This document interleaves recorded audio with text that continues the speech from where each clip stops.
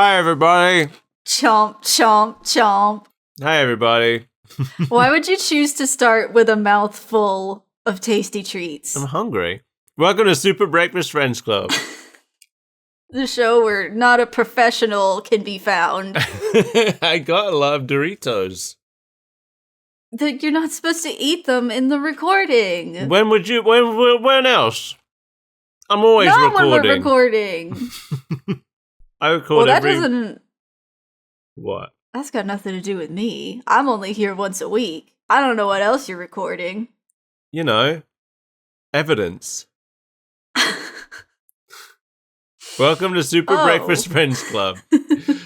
The show where I eat you're Doritos. Always being monitored, apparently. Yeah, listen, what if something happens? Like what? What's gonna happen? We might have to watch Sonic Underground. No! That's the worst possible outcome. Play the theme song.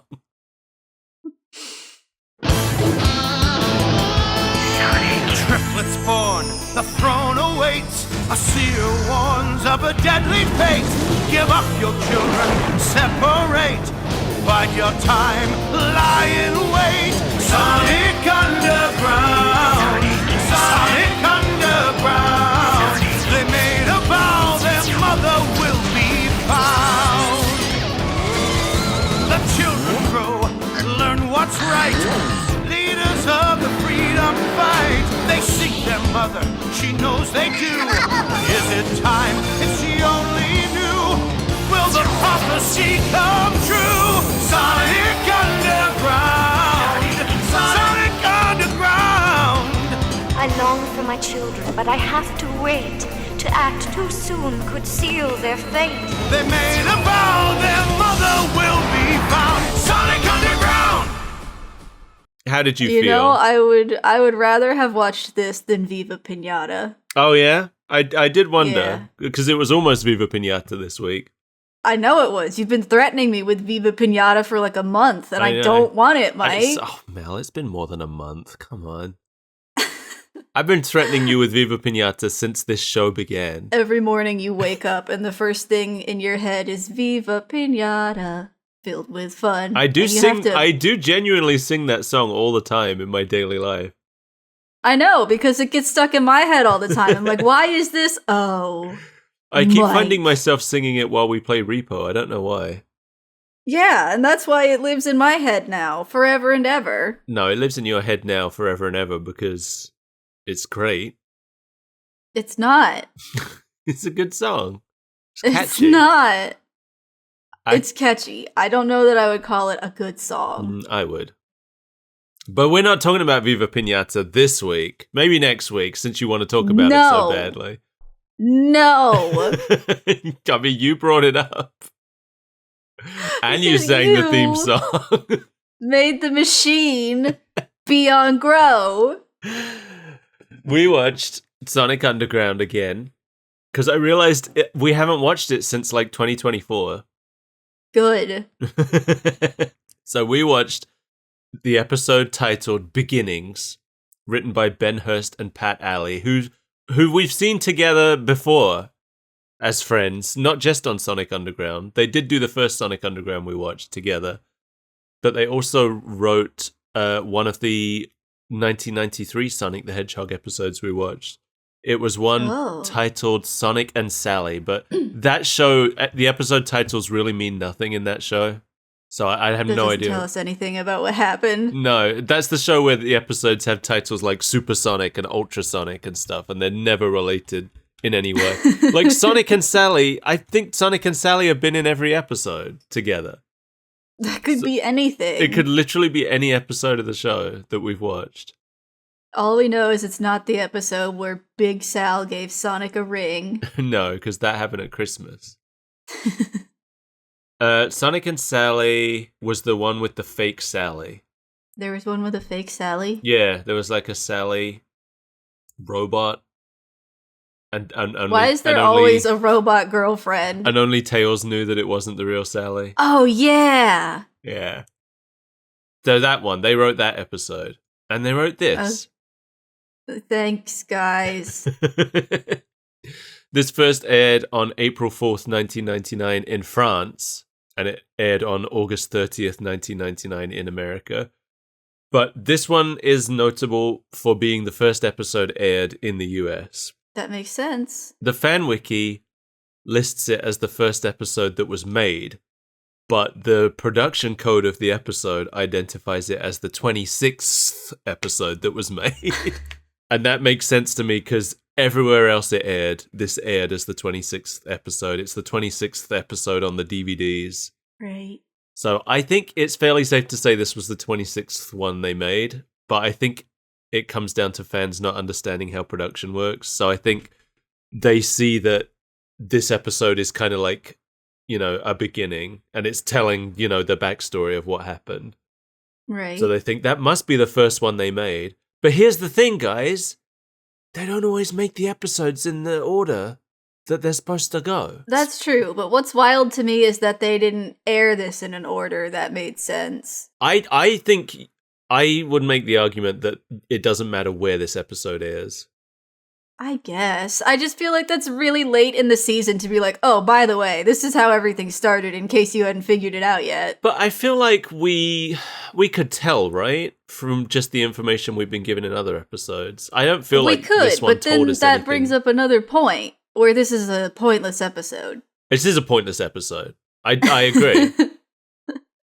It would have made sense if they started with this, because we wouldn't be 26 episodes into a show we're watching and be like, what the fuck is this? I know. I think it would and it wouldn't make sense. I feel like this episode starts out kind of expecting that you know some things. Like, it sort of shows us Robotnik taking over in a very brief and vague way. It shows us Robotnik crop dusting everything, Yeah. and then everybody dies due to stink. But, like, it's... The whole episode is narrated in hindsight by Queen Alina, which already to me feels like, okay, this isn't happening in the present, which helps with the idea of just, like, airing it whenever, I think. Mm-hmm. But also, I feel like at the beginning, like, as soon as it opens, it's like, things weren't always this bad, and I'm like, okay, so we're expected to know how bad things are. I think that one of the first things she says is Robotropolis used to be a beautiful city called Mobotropolis. And I'm like, that only makes sense if you already know what Robotropolis is. Isn't all that stuff basically explained in the theme song? I mean, yeah.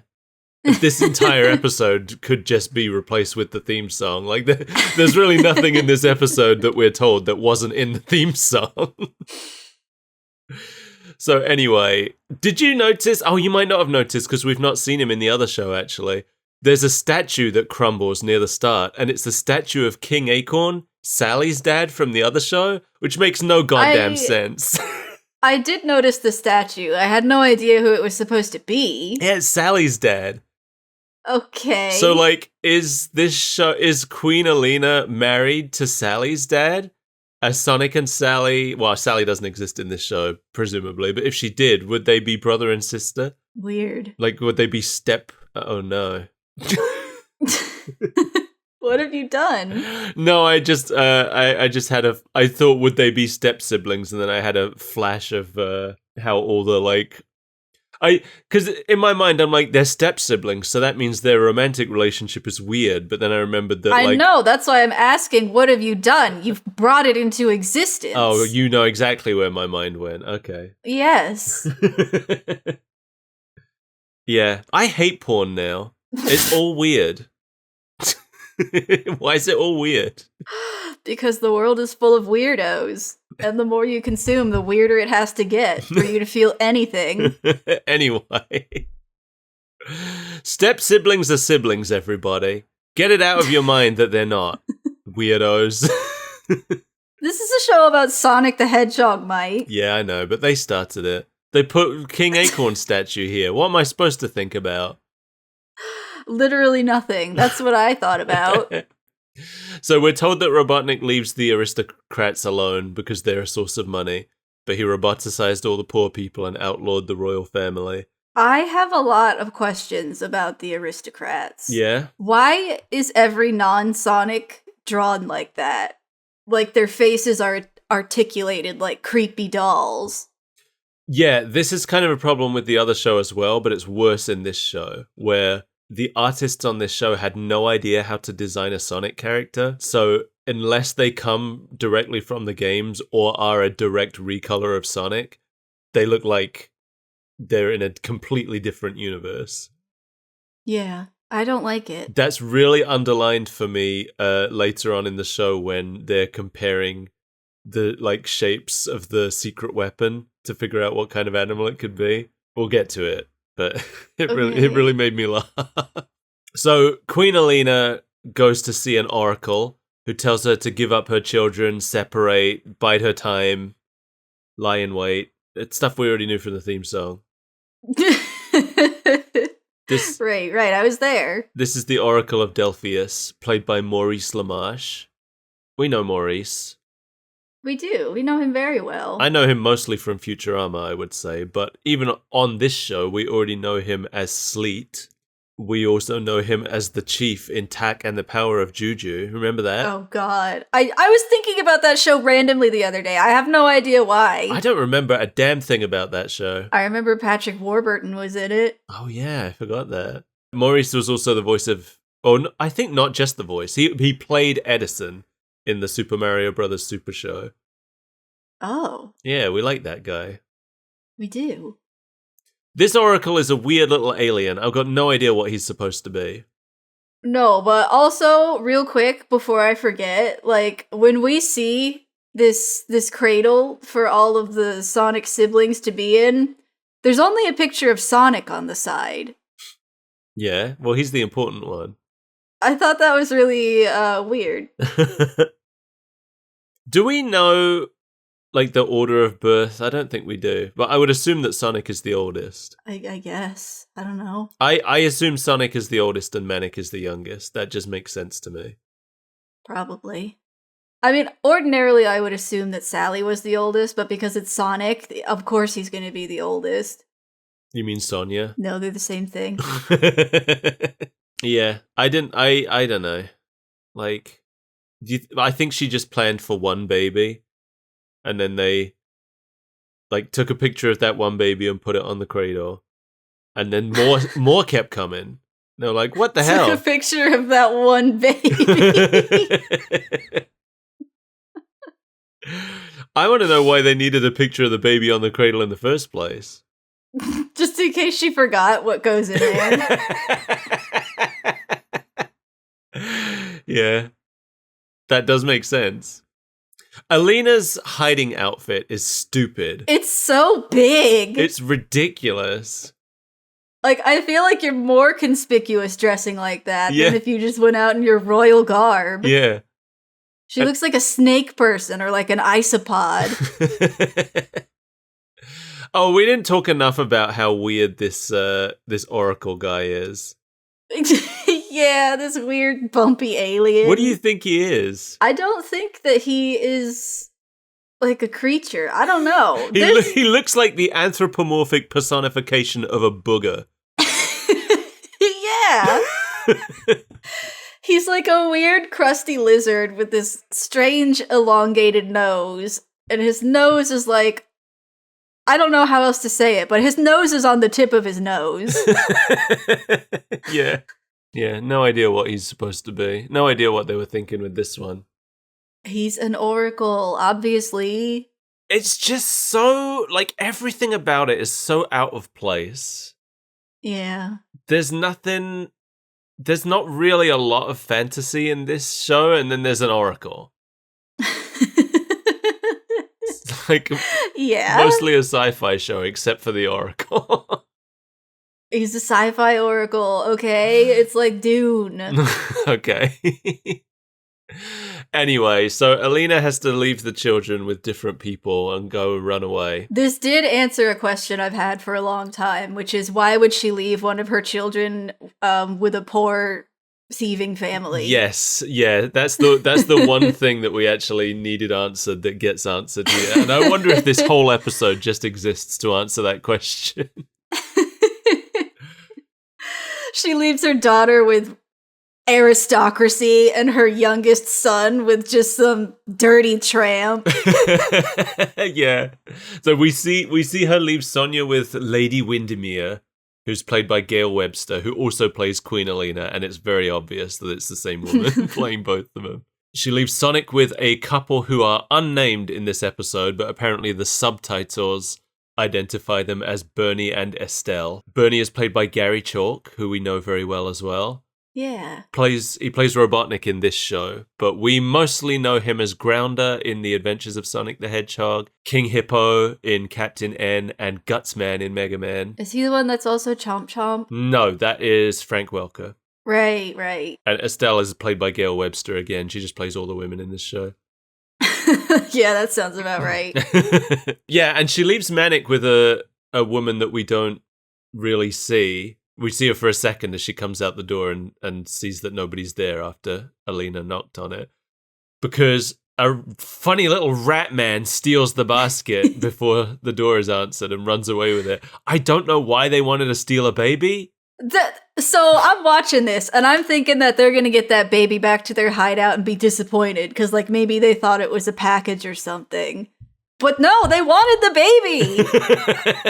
baby. They're thinking of the long con because they're like, we're going to teach this baby to steal and that will be a huge return on investment. Listen, we've got the knife throwing guy. We've got the fence. We've got the brawler. We've got the really charismatic liar, but the one big gap in our gang, a baby. Well, see, they need the baby to, like, bring them together in a sitcom situation so that they grow as people and not just as villains. There's a whole show we missed out on here. With Ratman and Cockroach Man raising a baby. Yeah. Do you think he's a cockroach man? I think he's a cockroach man. He's some kind of weird bugly man. He's almost equally as ugly and weird as the Oracle, but something about him screams cockroach. Where the Oracle screams nothing to me, this guy screams cockroach. Yeah, agreed. His name is Farrell, and he's also played by Maurice LaMarche. Farrell teaches Manic how to pickpocket and gives him some new drumsticks as a reward for being good at it. There's the part where Manic is holding out his wallet, and it's very clear that the storyboard was vague, and whoever drew the scene for real didn't know what it was Manic was holding. So they've, like, best interpreted what they were looking at on the storyboard, and it looks like a stack of Post-it notes. It sure does. We see Sonia getting piano lessons and also climbing things and somersaulting around. She is the most, like, boring. Yeah, that's because she's just the girl one. Yeah. I wouldn't watch that show. No. Sonia It's being really raised in boring. high society. Oh, but she's so strange because she does acrobatics instead of her piano lessons. I've been scandalized. And then we get Sonic, who is very fast and is the only one of the three who speaks in broken English for some reason. Yeah, why is he so dumb? I don't know. Like, the other two are speaking complete sentences, but he can't. Come on, Sonic, bath time. No bath! No bath! Sonic Hedgehog, I thought I said no revving in the house. Rev, yes, bath, no! Also, I love that the only thing they've really done to their character designs to make it clear to us that they're children is given each of them a red t-shirt. Yeah. Apparently a red t-shirt is the mark of childhood in the world of Sonic Underground. Once you hit the age of 13, you're allowed to shed your red t-shirt because you're an adult now. Yeah, you can go topless. Is Sonic the only character in this show who walks around nude? Everyone else is fully dressed now that I think about it. Even Manic? Manic has a jacket on at least, I think. Yeah, his shoes in a little, like, vest. I think Sonic and Manic are the only characters in this world who don't wear pants. Weird. It is really weird when you think about it. This is another thing where I'm like, Geek just never designed their own characters to fit in. with the Sonic characters. Yeah. That's one thing. Sonic Boom. I think Sonic Boom did a lot better with that, where their incidental characters that they created look a lot more like Sonic characters. I still don't think they're perfect, but they're a lot closer But they to what a tried. Sonic character looks like than whatever Deke were doing. Right. Anyway, one night, a ship shows up to Bernie's house. We don't really talk about Bernie and Estelle, but I feel like... So here's the thing that happens, right? Hmm. The ship comes to Bernie and Estelle's house, and they're like, Sonic, you have to run away and run to Uncle Chuck. And then he has a tearful goodbye with them, and then the SWAT bots show up, burn down the house, and arrest them. And they're never mentioned again. I thought that was so weird. It's like he finds his Uncle Chuck, who is clearly of his actual blood, and then he just forgets the couple that lovingly raised him for Right. the majority of his life. And this, I think, is another thing that shows that this episode was made later and not the first one. Because I think the only reason Bernie and Estelle are here is because they had already been drawn in the opening sequence Right. when we see Sonic as a baby. And I think Ben Hurst and Pat Alley, who had worked on the previous show that Uncle Chuck debuted in, I think they just wanted to get these people out the way and bring Uncle Chuck in. Because they were like, We're really attached to Uncle Chuck. Yeah. We need to get these losers gone. because I already know from reading interviews and stuff, we talked about it when we looked at this show the first time. When Ben Hurst was like the head writer of this show and of the previous one. But this show was already in motion when he was brought in. Because he didn't want to make this show. He didn't like this show. He never cared about this show. He wanted to make more of the other show. So I think that Bernie and Estelle had already been designed before he was brought in and already been put in the intro, maybe, before he had any say. And this is just like that part of him that wanted to be right in the other show, just had to put Uncle Chuck in. Because it doesn't make any sense to me. Uncle No, Chuck it makes doesn't. no sense here. Is he his actual uncle? He sure looks like it, but it doesn't sure make looks any like sense it. that he is. Right. Like, why wouldn't What's-Her-Face have left one of the kids with actual flesh and blood instead of a bunch of strangers around town? Well, and also, if this is like Crown Prince Charles, wouldn't that be like the first place Robotnik looked for one of the kids? True. But I guess they're all just living in the Sonic underground. You can't find them down there. And why I is Sonic thought the it only was- one of the three who knew about who Uncle his uncle Chuck. stayed in touch with? Yeah. Because they look the most alike. He's the blue one. I've never cared for green. I just love that. So Sonic is sent to run away from this ship, and he starts to run away, but then he sees the smoke, and he comes back, and the house is in flames, and so he turns to go find Uncle Chuck, who's now just standing in the middle of a forest. Just standing in the woods with his hands on his hips. And I think a smile on his face as well, if I remember rightly. It's weird. What are you doing, Uncle Chuck? Yeah, you want to guess? I was busy out in the lake putting the ring machine in there. No, not this Uncle Chuck. This Uncle Chuck's pretty useless. You want to guess who plays Uncle Chuck? No. It's Maurice LaMarche. Okay. Gail Webster and Maurice LaMarche are like almost every character that we see in this episode. They are the gender binary. So anyway, now we skip ahead an undisclosed amount of time. The fan wiki insists that this is a year later, but all we're actually told is that Sonic has been bothering Robotnik for a year. I'm not going to assume that he immediately started bothering him as a toddler, as soon as Chuck Right. took him in. But at the same time, maybe Chuck was out there just looking for a weapon to hassle Robotnik with. Maybe.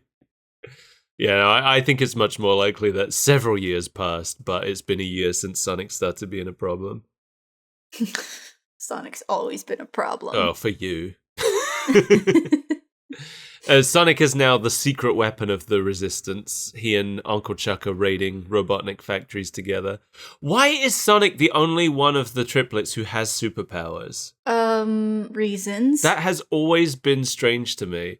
And I think we talked before about how, like, I'm pretty sure this was supposed to be a different show and they just plugged Sonic in at the last minute. Right. I think that's the only reason he's fast. I feel like they tried to do something with Sonya and be like, oh, look, she can flip and be agile. She but, like, is she's an not acrobat. a superpower Yeah, about yeah, it. exactly. The other two do have abilities that come in useful. Because, yeah, Sonya is an acrobat and Manic is a pickpocket.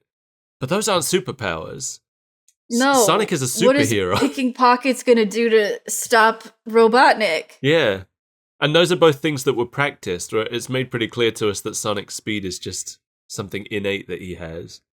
Yeah. We don't see him out there on the track working to get his speed up. Yeah. Like, I don't know. I feel like they should have made Sonya super strong and Manic, I don't know, maybe he can turn invisible. Something.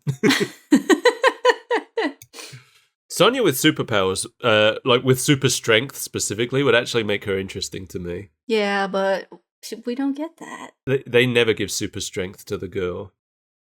I gotta say, there's this whole thing where Chuck tries to use Sonic's catchphrase, but he says jelly and jam instead of juice and jam. Jelly and jam time! That's juice and jam, Unc. Oh.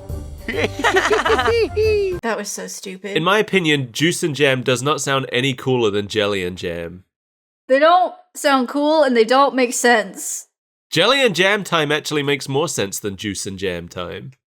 Yeah. And also, juice and jam time to me sounds more childish than jelly and jam time. You know, it's like, oh, come on, What is kid, it? it's juice and jam time. Like, what does it even mean? I don't know. It's something they thought sounded cool in 1993. It's juice and jam time. It doesn't sound cool. No, it doesn't. It sounds like you're going to sit down and watch Sesame Street and have your juice and jam. I didn't even realize that was like Sonic's catchphrase in this. So I'm just watching the scene like, what is happening? It was his catchphrase in the other show as well, the 93 one. I've never once heard Sonic say that in my life. Yeah, he would be like, it's time to juice and jam. Let's juice and jam. Stuff like that. It was dumb. It was stupid. Hold on, Chaos. It's juice and jam time. Yeah, to my knowledge, he's never said it in the games anywhere. No, because that would be dumb. Yeah. Anyway, Sonic destroys Robotnik's force field. He's put a big red force field around the factory, and Sonic destroys it just by being really fast, and then drops bombs all around the factory. And all of Robotnik's systems were only able to analyze that the secret weapon is blue. Thanks, I hadn't noticed. But after the raid, Sonic is unconscious, lying on the couch. So I don't think he's actually, like, unconscious. It seems like he's just napping. Yeah, I think he just got really tired from running so much. Yeah, but Chuck acts like he's, like... dying. Yeah, it's like comatose. So he goes to look for a doctor. This is the last we will hear from Chuck. Not just for this episode, but for the entire Ever. show. Well, yeah, he's been turned into a robot. Yeah, but the Oracle shows up to guide Sonic to his destiny and give him free chili dogs. This was so weird. It's so weird for so many reasons, but like Chuck is like, Sonic's unconscious, I have to go find a doctor, but then the Oracle shows up and says something and Sonic's like, I'm trying to sleep, dude. So do you think Sonic was just like pretending? It's just like, Chuck, No. I'm sleepy, leave me alone. No, the Oracle does something. He gives him his good old Oracle tickle, and it like gives him energy. He does that afterwards though. Sonic's already talking to him. The time has come, Sonic. Yeah, whatever. Sonic, your destiny awaits. Yeah, tell it to wait outside. I'm too tired to care. Yeah. And then the Oracle zaps him and he's like, whoa, I'm full of energy now. What'd you do? Yeah. You think he gave him a mini tickle before the big tickle? He just has a tickling presence, I think. Okay, fair enough. Well, my question Yeah. is why did he only come to Sonic? Why did he rely on Sonic to just magically acquire the other siblings who have no idea that this is happening? I'm telling you, it's because Sonic is the fast one. They're like, that's probably why he's the only one who was on the cradle too. They're like, this is the special child. We don't. The other two, they're just kind of a bonus. We only care about this one. We did some genetic experiments, and basically, in order to make this one as fast, this one child has the speed of 3 regular children. But in order to do that, we needed 2 garbage children to take the speed from. Sonia and Manic are just the genetic runoff required to make Sonic the Hedgehog. They are the liquid snakes. This is a Les Enfants Terribles project of hedgehogs. Mm-hmm. That's a joke for Metal Gear fans. That's not me. It could be. But it If won't. only you'd open your heart. No, it's closed for forever. It went bankrupt. Oh, I'm sorry, I didn't know. What happened to all the Times stuff? are tough. Canon. Oh, Don't know where they went, other than the canon. Okay. What happened afterwards is none of my business. Yeah, I mean, that's what they get for signing that contract, I suppose. Yeah, it's in the fine print. Nobody ever reads the fine print. It wasn't just in the fine print. It was the first thing you wrote. It was actually the entire contract. If we go out of business, I get to fire you from a cannon. Sign here. In any direction of my choosing. The cannon will oscillate wildly. Meanwhile, Robotnik is hiring Sleet and Dingo to find out what the secret weapon is. So this explains why they work for him, because that is something I thought was strange as well. Because why does he have these two? One of the stranger things about Sonic Underground to me is that Robotnik's 2 sidekicks are not robots. Right. I think every other version of the character, his sidekick characters are robots. I guess except for the 93 Snively? show. Yeah, Snively's the only exception.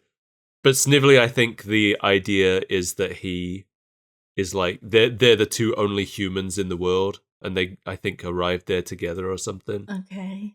But yeah, I always thought it was strange that Sleet and Dingo are his sidekicks, and thematically, I still think it's strange. But at least they made some effort to explain it here. Right. That his robots couldn't figure out what the secret weapon was, so he hires a couple of bounty hunters. I'm a super genius that can build anything, but my robots are still really dumb. Ben Hurst never wrote Robotnik as a super genius. Both of these shows, it's the dumbest Robotnik. How does he... Yeah, but then how does he also construct all this stuff? I don't know about in this show. I know in the other show, it turns out that his roboticizer was actually invented by Uncle Chuck, like all technology in that world. Oh my god, Uncle Chuck, I know. what's wrong with you? I know. Why would you create that? Why would you create the Torment Nexus? I believe the conceit is that the roboticizer was supposed to only be used to give people who lost limbs prosthetics. Okay. But then Robotnik started using it to just turn people into full robots.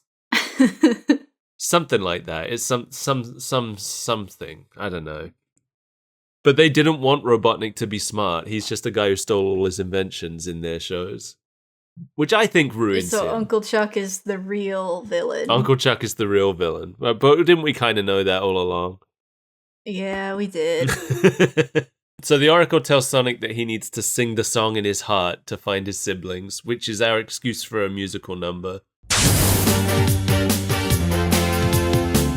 There's something missing, something's not quite right, and I can feel it calling to me every night. A little voice inside tells me someone is out there, and I must never give up, searching everywhere. We are gonna be together. Life will be so much better. We will build a bond no one can break. No more dark clouds above. United in the light of love. The story can only end one way. We'll be together someday. I definitely When he mentioned singing the song in his heart, the first thing that came to mind was that episode of the Powerpuff Girls where that mime is taking over and Bubbles has to sing a song to bring color back to the world. That's a way better song than this. Oh yeah, this song sucks. I hate it. It's one of the better ones that we've heard from this show, but that doesn't mean it's good. Is it? There's only one song in this frankly, show I think that I ever liked, and it's I think it's called 411, and I don't think we've watched the episode that it's in. But I don't remember any of the songs that we've heard, but I also don't remember liking any of them, so I think that's a sign that this is one of the better ones. Oh, okay. Well, did you like this one? No, but it wasn't horrible. I remember being pained by some of the other ones we've heard. Yeah, I don't think there's really many good songs, but I don't know if this is just me. But the singers' voices are so annoying. Like, Sonia's singer is super nasal. Sonic's singer somehow managed to be screaming with no power. I don't know how that's possible, but he did it. Well, it's like in order to maintain the Sonic voice, you can't give it too much power or else But these that aren't part the voice disappears. actors. I know that, but like to replicate a Sonic voice Oh, I for see. the singer. So he's trying to sound like Jaleel White, but he's also trying to sing. Yeah. I think he's held back by Sonic's voice. Yeah, you might be right. Yeah, actually, that might be the problem for Sonia as well. Maybe she's also That's trying to what I was sound like thinking, Jaleel because White. she is extremely nasally. Yeah, they've just picked different aspects of Jaleel's voice to replicate. Yeah. I was so confused by I guess you could loosely call it a music video. I barely know what happened because I was so busy staring at these abominations that kept showing up. Right. I'm like, who are these people? Yeah, my note on this section says, "What's with the dancing freaks?" But it was explained later, but Yeah, this is a vision from the future, as Yeah. it turns out. yeah, it turns out that all of the footage in this music video is actually just taken from a scene that hasn't happened yet, and that's why it's so confusing. The hedgehogs sense each other, but Sonia and Manic don't know what it is they're sensing, but Sonic, who's been given all the information, is like, "Oh yeah, they're out there." Meanwhile, the other two are like, ugh, it feels like heartburn or something. At their base, Dingo notices that the secret weapon slows down when it hits the barrier, so they zoom in on probably the best drawing of Sonic the Hedgehog I've ever seen. It's so good. I had to take a screenshot and send it to you. Yeah, you did. That was before I'd watched it as well. So Oh, I thought you'd already seen no. it. But it's like a smear frame, except it's held on for a long time. Yeah. And yeah, this part really made me laugh, where they've got the image up and they're comparing different animals to it. And all the other animals that they compare to it are just like normal drawings of animals, except for the hedgehog, which is Right. Sonic the Hedgehog. An extremely stylized blue shoe-wearing hedgehog. Yeah, bipedal. All the others are on all fours. But that's just what a hedgehog looks like in this world, and no other animal looks anything like that in this world. I suppose that's true. Sleet and Dingo don't look like that. No. They look more like their real animal counterparts. It bothers me so much. Like, you look at the characters in an actual Sonic game, when they introduce a new animal, it still looks like Sonic. Like, usually you can tell it's a raccoon or whatever, but it still looks like Sonic. Right. Not these guys.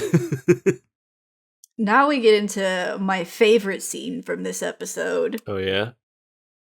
Where the Oracle Where we find out terrorizes that Robotnik in his sleep. Oracle has showed up to expose the plan, just to torment Robotnik, who's sleeping in his Ebenezer best. Robotnik, your days of tyranny are numbered. You will listen. One day, Queen Alina and her 3 children will form the Council of 4. On that day, your reign of tyranny will end. Yeah, very brightly colored pajamas that he wears as well. It almost looks like a raincoat. I have a theory. Do you want to hear my fan theory about... I'm so excited. So I think all of this stuff with the hedgehogs like beating Robotnik was just going to happen naturally. But then Robotnik did something that pissed off the Oracle. And the Oracle knew... The Oracle knew that all of it was going to happen. So he shows up at Robotnik's house in the night just to, like, terrorize him with, like, oh, the hedgehog royal family are going to get you, mister. And then he went off just to scare him. He just wanted to scare Robotnik. But then he got back and suddenly his visions of the future had changed because now Robotnik knows the hedgehogs are going to do that. And he's like, oh, fuck, I've ruined everything. So then he has to go to Alina and be like, look, you've got to disappear for a while. Don't ask. Just trust me. I think it's all the Oracle's fault. That would be incredible. He's just an incompetent He's just an loser. incompetent soothsayer. He just who got pissed off by Robotnik. Yeah, Robotnik put a tax on living in a dank cave or something. It was like, I'll show him. And he screwed up the whole timeline. It kind of reminds me, and I'm going to butcher it because it's been a long time since I've read it, but there's like an H.P. Lovecraft short story that's supposed to be about like this familial curse that besets anybody in this family. And at the end you find out it's just a human guy that's been tormenting them. That's the real cosmic horror, the Oracle. Yeah. So that's what I think happened. I think this is an H.P. Lovecraft short story about the Oracle. I'm adopting it. It's my headcanon now. So Manic senses Sonic when he's out and about, and he leaves Farrell to go see what's going on. Sonia has the same experience with Bartleby. Remember Bartleby? Yeah, because I kept thinking he was Antoine, and they're basically the same guy. They're pretty close, yeah. But this guy's not French. Oh, thank God. And this guy's played by the same guy who played Scratch, I think, in the other show. The better show. Yeah. I miss Scratch and Grounder. Me too. They're way more interesting than Sleet and Dingo. They're way funnier. Yeah. I think Scratch and Grounder are the funniest sidekicks that Robotnik ever had, and I'm including Orbot and Cubot in there. I like Orbot and Cubot back. fine, but... Make them game canon. I was saying for years, if they're going to adopt anything from any other Sonic media into the games, it should have been Scratch and Grounder. People always want Princess Sally and the other freedom fighters. No, screw those guys. They're boring. They suck. They're dumb. Scratch and Grounder. If you want anyone other than Scratch and Grounder... Coconuts. Oh, okay. Scratch, Grounder, and Coconuts. I don't want Antoine. You know, actually, I take it back. I would accept Bunny. She's cool. She's fine. She's the one member of the cast of that show who's actually interesting and cool. And it's a strong girl. Yeah. Because, like, we don't need Rota. He's just Tails. He's just Tails in walrus form. Nobody needs Antoine. No one. And Sally, like, she's kind of boring. I'm sorry. She's super boring. I know she's very popular, but I don't understand why. We don't need a... Yeah, I don't agree with that. I mean, she's just Princess Leia, really. Yeah, but less interesting. Yeah, less interesting. I haven't seen her do any space diplomacy. No. I think she did some diplomacy in the comics. But then you have to read Ken Penders' writing, and who wants that? And I will not. They're like summoned by phantom music that nobody else can hear. Yeah, it's the music in their hearts. Sure, whatever. So they all end up in this club where Sonic is playing guitar, and they all end up on stage together. And I laughed so hard at the scene where Sonia jumps up on stage, because Bartleby is already gasping, and then he, like, extends his gasp when she actually jumps up there. You see it? I do. He's, like, running. He was actually just gasping at seeing Sonic and Manic on stage. Yeah, he's running ahead of her to get to the stage and start gasping. And then when she jumps up on the stage, he overgasps. Someone please help this man, he's overgasped. And now we get to see the creatures in full. Yeah, this is where the dancing freaks came from, because they all play together. I'm trying to remember if they used their instruments from their medallions here. The instruments appeared to have already been on stage. Okay. Yeah, it seems like they don't know what the medallions are or what they do yet. So they're just using... They just happen to be the right instruments that they each know how to play, and no other instruments on the stage. Right. Sonic set this up. He knew. I can sense one of them sounds like drums in my heart, and the other one sounds like a keyboard. Well, he was the only one privy to the music video, I guess. So, like, he saw what they were playing. Oh, he saw the future. He saw the Yeah. dancing freaks.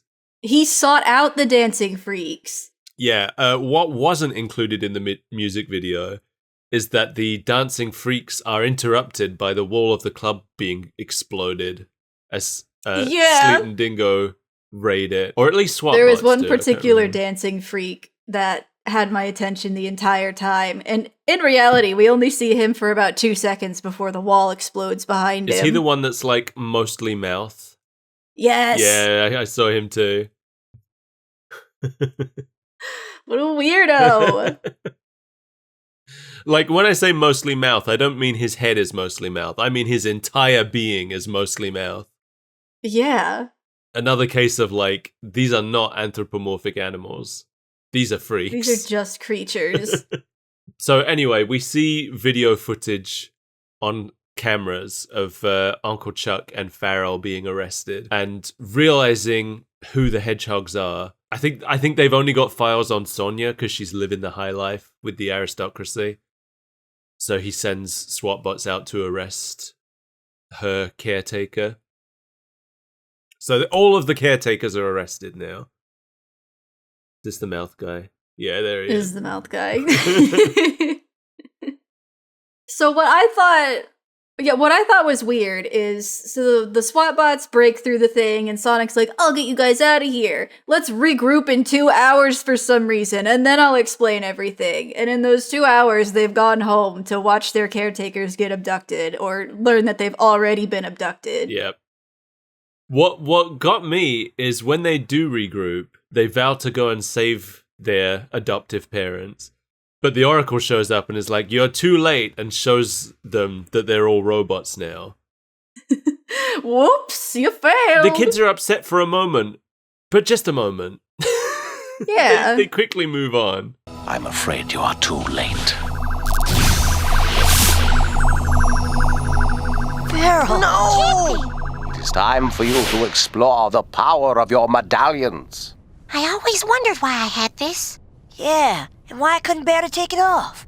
Turns out we don't need parents. It's kind of extra horrific in this one because in the other show, they do find a way to like reverse it because Uncle Chuck gets turned back into a regular guy eventually. Right. But in this show, there is no way to reverse it. And there's an episode about someone claiming to have a way to reverse it, and it turns out to be a scam because there is no way to reverse it. Oh. So it's kind of horrific seeing these people that we saw earlier. And now it doesn't look. I feel like with Uncle Chuck in the other show, it was just like a kind of a silly like he looks exactly the same but made of metal now. Yeah. But this one, like, you can actually see that they've had limbs removed and replaced and stuff. Yeah, like they're full robots. Yeah. Lady Windermere has like robotic hair. Yeah. Doesn't she have like a speaker for a mouth? It's hard to tell. I think she does. She's the only one who ever appears again of these three. So we do see more of her in a later episode. In this screenshot, you can't really tell. Oh, okay. Oh, no, she does not have a speaker for a mouth. Maybe I'm thinking of something else. That's definitely lips. It's not what I was thinking of anyway. Farrell looks the most... He's the one that, like, disturbs me the most. Yeah, they just built a completely different guy. Yeah, it looks like only his head is left. And even that is, like, this weird pupil-less eye. Yeah. Uncle Chuck just looks silly. There's still so much Sonic parts sticking out of him. And then he has, like, a metal diaper. Yeah. And somehow his mustache got way bigger. as a It's a robot mustache. And doesn't it kind of look like they're holding hands? A little bit, yeah. It's like, we're happy now. We're together at We last. are friends. Robot buddies. But yeah, no, they I just can't get over how quickly the triplets are just like, oh well. They've moved on. Yeah. They really are sad for like less than a second, I feel like. And then they hold hands and walk into the sunset. Yeah, the Oracle gives them a map to follow and they head off together. So there are 2 more episodes that directly follow on from this, but Okay. they weren't aired as the next 2 episodes in America. Okay. These episodes were all aired together everywhere else where the show was shown in production order. But in America, they went from this straight to just like random shit that has no continuity. Yeah, that sounds about right. So yeah, that's the end. And like I said, Lady Windermere makes another brief appearance in a later episode. It's a very brief appearance. It's literally just like Sonia sees her and gets sad about how they can't do anything for her because the process is irreversible. But Uncle Chuck and Farrell are never seen or mentioned again. This is it for them.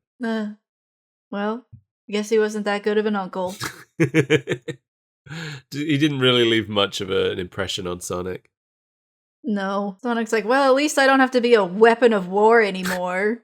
Who knows? If this show had ever gotten a second season, maybe they would have brought them up again. Maybe if this show had ever had an ending, maybe they would have wrapped it up in some way. But as it is... Maybe they would have found a cure. Yeah, but as it is, this show really just, nobody working on it cared about it, so... No. And it didn't do well enough to warrant making another season, so... Oh, Sonic Underground. Maybe if the people working on it had cared about it, it would have been a better show, and then there would have been fans of it. I know there are fans of it now, but at the time there weren't really. I mean, I watched this at the time. I think I watched like 5 episodes of it when it was coming out. And then I was like, you know what? I don't need to watch this. It turns out I don't actually like Sonic the Hedgehog. And it turns out, I didn't know this until this week when I was reading about it. But it turns out they only aired 18 episodes of it. They made 40 episodes, but in the UK they only aired 18 and then they cancelled it because nobody was watching. Oh. So I would have thought if the episodes had already been made, like, why not air them? because it was on Saturday mornings, like they're one of the most important times for like children watching TV. Just move it to 2 o'clock in the morning. I mean, like yeah, all yeah. good retired shows. But that's the thing. If you're airing a show and the kids are all switching to the other channel, which is obviously what was happening, then yeah, stop showing it. Show something else. True. It also didn't help. What we had on Saturday mornings, we had a block of Disney cartoons, which obviously, that's Disney, so it's the highest budget stuff. And this was shown with those. So, you're getting like, I can't remember exactly what was on at the time. I expect Recess was probably still on. But like, you're getting this before Recess. This is not, like, I'm not tuning in for this. I'll watch Recess. No. But Watch something else and then turn it when Recess comes on. yeah, exactly. So that's probably what was happening. They were probably looking at their metrics and they were like, yeah, we got a lot of people here for, I want to say like the 101 Dalmatians cartoon was airing at the time, maybe. No, we got a lot of people here for 101 Dalmatians, and then the viewership tanks, and then it goes back up again for Recess. It's like, well, I think you can be pretty clear what's happening here. Like, I wasn't watching it. I wasn't watching it. I remember I taped like 3 episodes of it, because they announced a new Sonic the Hedgehog cartoon. I was excited, because there had been no Sonic stuff for years at that point. So I taped a couple episodes, and I watched them back, and then I was like, eh. Gonna tape over these with some 101 Dalmatians. Probably taped over them with The Simpsons. That's a better use of your time. Yeah, that was the only other thing I was taping at the time. I used to tape some of the Disney cartoons, like for my sister and stuff to watch. But I don't think I kept any of the tapes of this one. I did buy the DVD box set when it came out, Why? because by that point it had been a long time, and the DVD box set came out, and I was like, oh yeah, Sonic the Hedgehog. I like Sonic the Hedgehog. I'll buy the DVD box. And then again, I watched like 5 episodes and I was like, I don't need to watch the rest of this. So you've never even watched your entire DVD box set? I've got lots of DVDs I've never watched, Mel, if I'm being honest. That does sound like you, yeah. There's a lot of time, like sometimes DVDs are so cheap, and that was the thing. Like that was a 40 episode box set, and it was only, I think when I got it, it was like a $5. That should have said everything you needed to Yeah, know. probably should have, shouldn't it? Though, to be fair, I was at the used bookstore years and years and years ago, and I found Trigun on DVD, cheap as hell, and that is a quality, great anime. Yeah, that's one I've been meaning to watch because I keep hearing good things about it. I love that show. It's so good. I want to watch that. I want to watch Dirty Pair, or Dirty Pair Flash. I can't remember, but I'm always hearing that's good. I don't know anything about Bubblegum Crisis, but there was a trailer for it at the start of an old anime DVD I had, and it's been stuck in my head forever. I feel like I need to check if Bubblegum Crisis is any good. Where is the crisis, and why is it about bubblegum? Yeah, because I didn't watch Cowboy Bebop for a long time. Like, I knew of it, but I didn't watch it. And then when I finally did sit down and watch it, it was during lockdown when I was really bored, and I was like, sure, I'll watch Cowboy Bebop. And now it's like my favorite show, so. Cowboy Bebop. IMDb says that Bubblegum Crisis is a 7.3 out of 10. That's about the range of things that I usually enjoy. 6 to 8. That's my range. When it's 9, it's shit. I'm probably, I don't know. There are things I love that are a 9, but a lot of the time I watch something that's a 9 and I'm like, that's fine, I guess. I'm sure Cowboy Bebop is probably a 9 or a 10 on IMDb. Probably, and I do love that. It's only an 8.9. There you go. It still falls within range. It falls within range. Like, there are a lot of things that I've seen awarded a 10, and I'm like, even though I love it, I'm like, it didn't deserve a 10. Trigun's got an 8.2. Oh, okay. Yeah, see? I like things that everybody doesn't like. Anyway, are we done? I think we're probably done, right? We've defeated Sonic and his underground pals. For another day. We'll come back Mandy in 2 only years. has a 6.5 out of 10. I'm calling bullshit. Oh, I'm sorry. But it's within range. It's within range. I'm telling you, people have bad taste. The average population has bad taste. I like things that most people don't like because most people like bad things. Like Scary Movie. That's true. Oh, don't even talk to me about Scary Movie. Yeah, I never liked the Scaries movie. No, they're not funny. No, they're just stupid. And I saw a lot like, of people being disappointed by the new one, and I was like, what did you expect? Yeah, it's Scary Movie. I saw a trailer for it when I went to see something recently. And it's like, I've seen all of these movies that it's referencing. And that's good enough for me, because I know you're about to do something really fucking stupid with it. Rick and Morty has a 9-star. See? And that's exactly why I'll never watch it. See, I'm telling you, it's all the bad stuff. You used to like Rick and Morty. I used to think it was okay. I've never been someone who would have like listed it as a show that I liked, you know. But Yeah. all my friends were watching it, so I ended up watching it too. And I was like, yeah, sometimes it's funny, sometimes it has a good point to make. But I got sick of it real quick, and then luckily all my friends got sick of it, so I didn't have to watch it anymore. I was so disgusted by the fan base that I never picked it up. Yeah, Joe bought me a Rick and Morty comic, and it's signed by somebody who worked on it, I think. And I've just never even cracked it open. Not only have I never cracked it open, I never put it on my comics shelf. It's just sitting on Oh no. It spent years just sitting on a dresser in my room underneath a pile of other stuff. Maybe I'll look at it someday, but I just don't. I don't care for the art style anyway. I don't care for the creator. Yeah. Just don't like it. Anyway, thanks for joining us, everybody. Yeah. Thank you to our weird freaks, Natalie No, Mark Kelly, and Jamie Core, and our Club Mesmeron, Eugene Lattig. What a bunch of weirdos. If you'd like to join them, you can head to patreon.com/superbreakfastfriendsclub to see the membership options, and maybe you can get access to the secret members-only episodes of our show, where we talk about the great things everybody wants to hear about, like Angry Birds and Talking Tom. Everybody's favorite. I bet those have a 9-star rating on IMDb. Talking Tom, yeah. Talking Tom. Was it Talking Tom and Friends? No, the one we watched was just Talking Friends. Okay, Talking Friends. Here we go. What's it got? A 7.7? Oh my god. I don't believe that. 7.7 out of 5,000, maybe. That's what I would give Talking Friends. A 7 out of 1 million.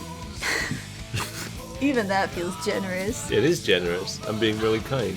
Just in case Patton Oswalt was involved.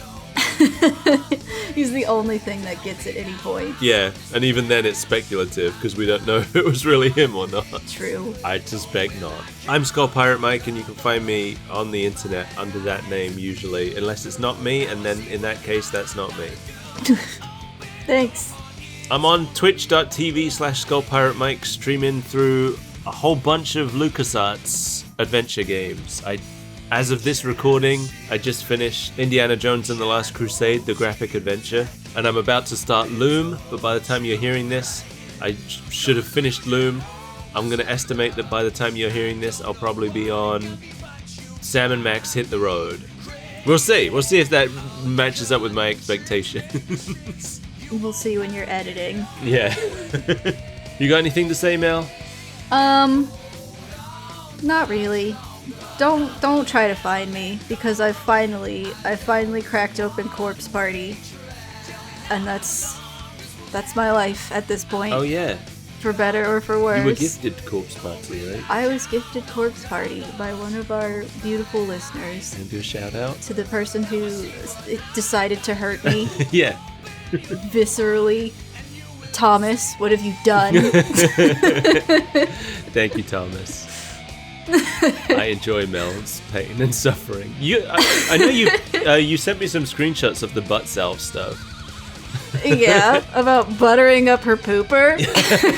Is that about as far as you've made it so far? Or? No, I'm in chapter 2. I think I'm about halfway through chapter 2 right now. And there's 5 or 6 chapters. Right. So far, the buttering up of the pooper has been the worst of it. Oh, I would have called it the highlight. Like, there's been some gore, some swallowing of scissors, some, the hanging. We saw that when we watched it. Right. But the worst part was the phrase, buttering my pooper. Yeah, I was surprised to see it when I got the screenshot. There's been some liberties with the localization. Bye! Can't hold on much longer. I will never let go. I know it's a one-way track. Tell me now how long this will last. I'm not gonna think this way, nor will I count on others. Close my eyes and feel the burn. Now I see what I've gotta do. Open your heart, it's gonna be alright. Yeah.